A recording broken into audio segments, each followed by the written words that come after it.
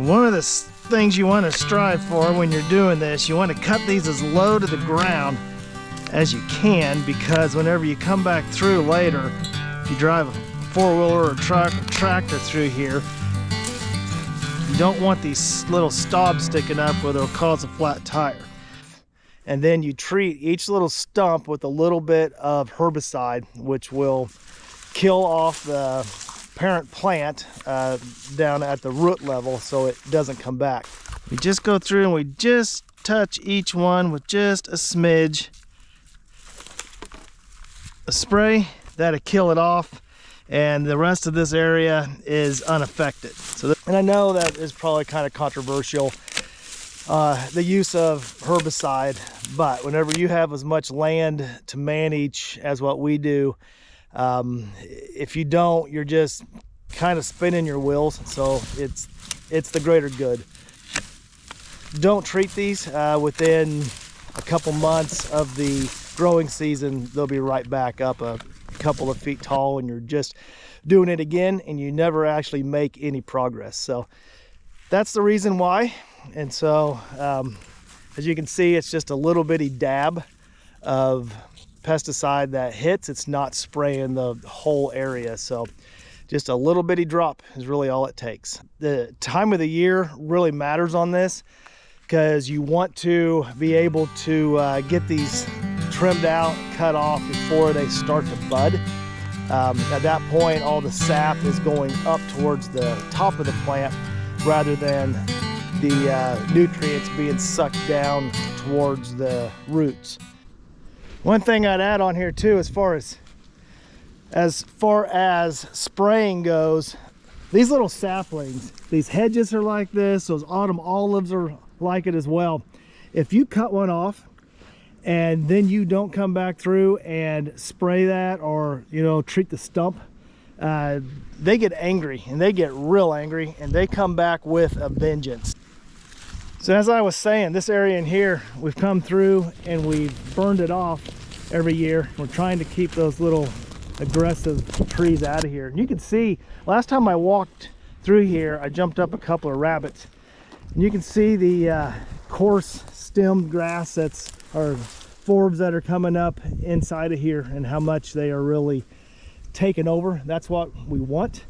That's kind of more of a native type of a natural way of what it once was. You can still see there's a bunch of cool season grasses back up in here. So it all comes with time.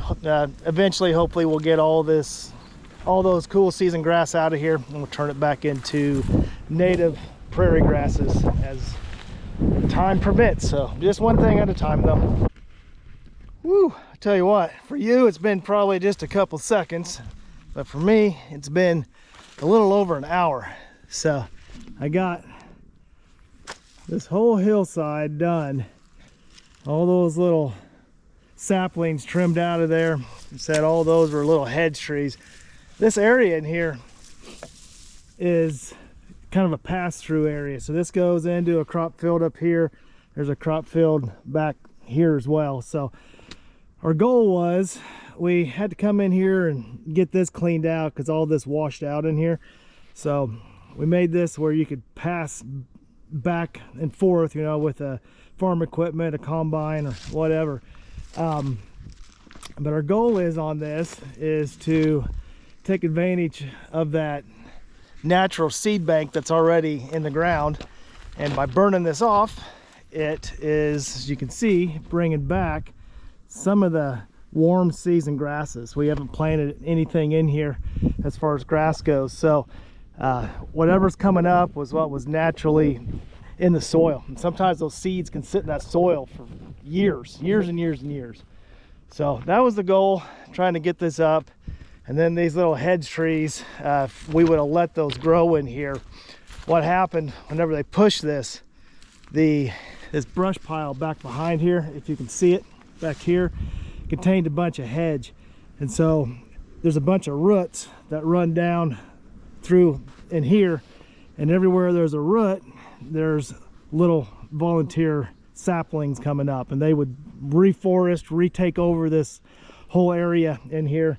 And hedge trees, there's there's plenty of those hedge trees here, so we really wouldn't gain anything by having those. We would gain more by restoring this back into native type of forbs and grasses and things like that. So that's what we did. That's what I did anyways. So you can see we got it done. Well, as always, you don't ever get everything done that you want to. However, I think it was a pretty successful day. We got a lot of stuff done, and we're gonna make it home in time, I think, to make it to dinner. Oh shoot, there's about a dog just about run out in front of me. Kind of took me by surprise. So anyways, we'll see you next time. Thanks for tuning in today. I do appreciate you. As always, all these little projects, my projects, your projects, they all join up together, and as those animals migrate across from me up to you, or from you down to me, you know, all these projects add up and make an impact. You may not be able to do a large project like we do on our land. You may just have a apartment patio or a backyard or even a smaller plot of land, but they all add up. And if you don't have any of that, you can always volunteer.